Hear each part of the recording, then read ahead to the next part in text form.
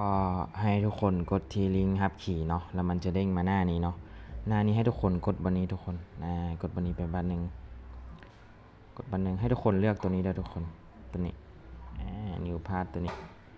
หลังจากนั้นให้ทุกคนมาเลือกตัวที่3เด้อตัวนี้เด้อหลังจากนั้นให้ทุกคนกด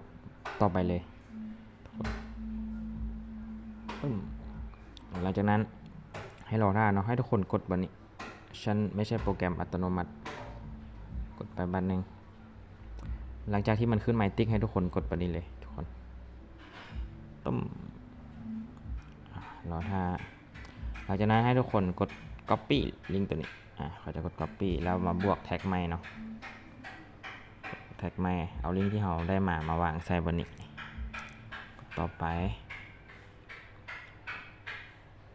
มันก็จะเด้งเงี้ยของมัน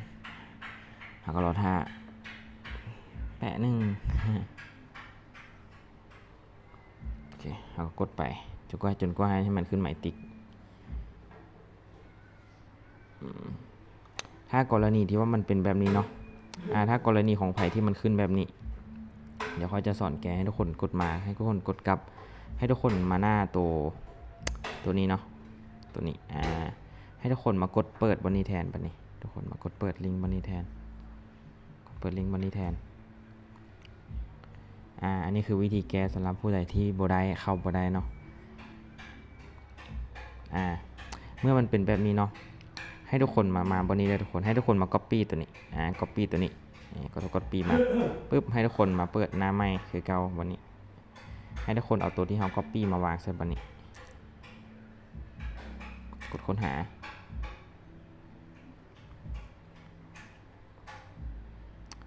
เราถ้าเน็ตซ่า เน็ตซ่าเดี๋ยวเขาจะตัดเด้อเดี๋ยวมันจะยาวตัดบ่ยากละบ่ตัดก็ได้ มันก็จะเด้งหน้านี้คลิปก็จะประมาณ 2-3 นาทีโอเคโหลดได้แล้วยังเราก็เลื่อนสุดเลยจะให้ทุกคนเลื่อนสุดจากที่มันโหลดแล้วเราก็เลื่อนสุดมามันจะมีคำหนึ่งดอกให้เราแตะเราให้มันโหลดกันเด้อทุกคนมันน่าจะโหลดไปแล้วนี่ค่อยมันตาหน่อยนึงโอเคเลื่อนสุดลงสุดนี่ทุกคนมันจะมีคำนี้ให้แตะทุกคนให้ทุกคนกดบนนี้ตะกี้นี้เน็ตค่อยซ่าเนาะมันโหลดบ่ทันมันโหลดบ่ได้ กดไปรอท่า60 วิเดี๋ยวค่อยจะตัดคลิปเด้อเพราะว่ามันจะยาวหลังจากที่มันนับ60 วิแล้วเนาะมันจะเด้งขึ้นแบบนี้ถ้ามันขึ้นแบบนี้ให้ทุกคนกดบนไหนก็ได้อยู่นี่แถวๆนี้เด้อทุกคนกดบนไหนก็ได้จิ้มไปบัตรหนึ่งมันจะเด้งหน้านี้อีกแล้วให้ทุกคนเลื่อนสุดอีกทุกคนแล้วมันจะมีตัวนี้อีกให้เราแตะตัวนี้อีกเด้อทุกคนอีกบัตรหนึ่งเนาะเห็นบ่มันจะเป็น2ขั้นตอนเนาะตัวนี้เราจะรอท่าประมาณ18 วิรอท่า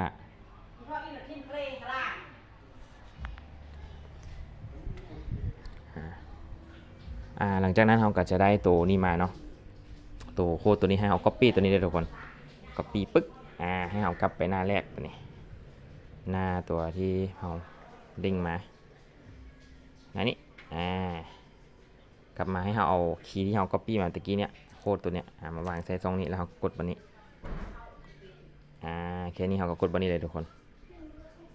ปึ้งอันนี้ก็จะเป็นคีย์ของเราเนาะให้เรากด copy ตัวนี้เลยทุกคนให้เรากด copy เนาะทุกคนกด copy ปุ๊บเราก็กดออกเราได้คีย์มาเราก็มาเข้าแอปตัดนิดของเราอาจจะมีเสียงรบกวนเสียงอย่างแทรกก็ขอโทษหลายๆเด้อเราก็เอามาวางใส่บนนี้คีย์ที่เราได้มาก็ประมาณนี้ก็กดปึ้มเข้าสู่ระบบบนนี้ทุกคนกดเข้าบนนี้เด้อกดบนนี้สำนี้ก็จะได้แล้วทุกคนเนาะก็เสร็จสิ้นตามนี้ได้ทุกคนเด้อบ๊ายบายลองไปโหลดลินกันเบิ่ง